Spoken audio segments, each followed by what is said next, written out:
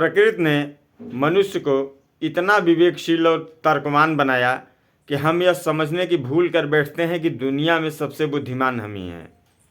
हम और किसी से सीखना नहीं चाहते, जबकि हमारी ज़रूरत की हर चीज़ें दूसरे की सीख पर ही आधारित हैं।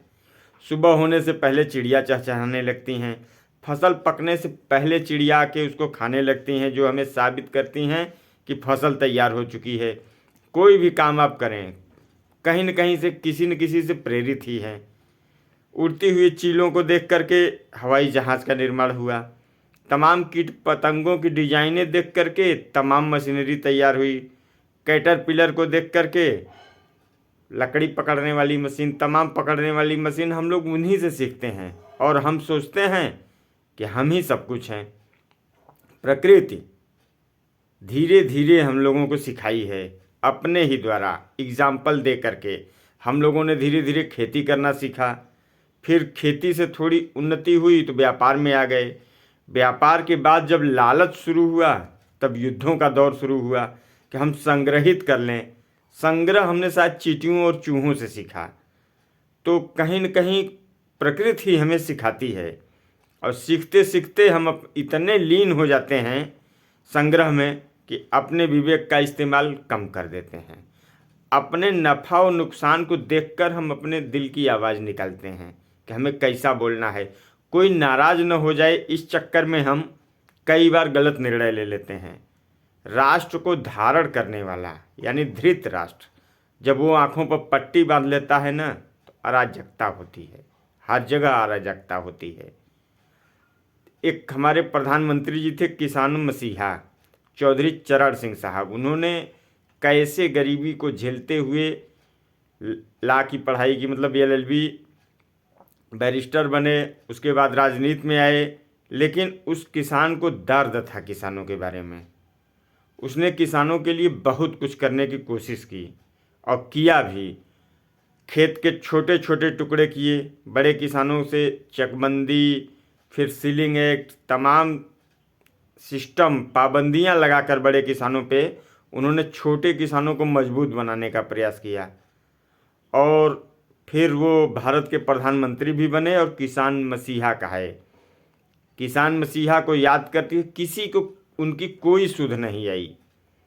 उनकी मृत्यु के लगभग 15 साल बाद भारत के तत्कालीन प्रधानमंत्री अटल बिहारी वाजपेयी जी ने उनके जन्म दिवस को 23 दिसंबर को किसान दिवस के रूप में मनाने का प्रयास किया और आज तक किसान दिवस भारत में मनाया जा रहा है।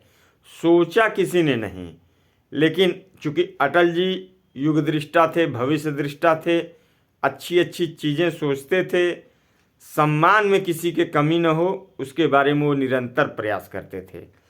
अटल जी के प्रयास से किसान दिवस मनाया जाने लगा।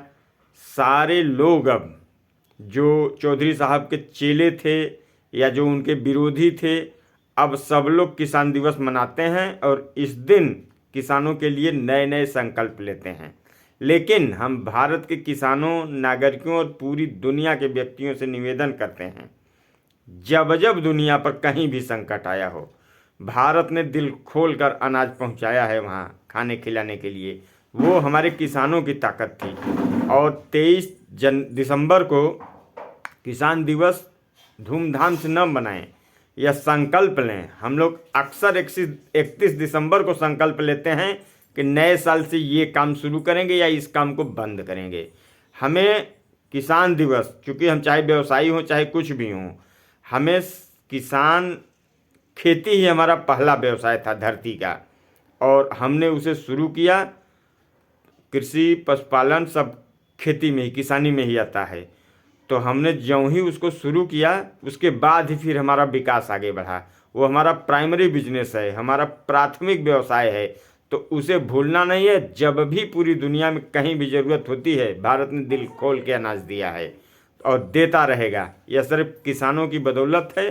किसानों के सम्मान में किसान दिवस पे संकल्प लीजिए कि नए साल पे हम घर पे गमले में कहीं भी कुछ न कुछ उगाएंगे और या कोई फैक्ट्री लगाएंगे। फैक्ट्री भी आपको बाग समझ लीजिए फैक्ट्री को।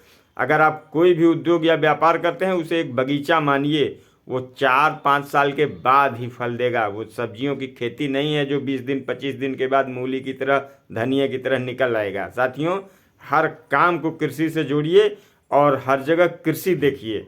सिर्फ जो खेती करता है वही बस किसान नहीं है, हर नागरिक को किसान बनना पड़ेगा, तभी हम और आप भूख और गरीबी से लड़ सकते हैं। जय हिंद साथियों।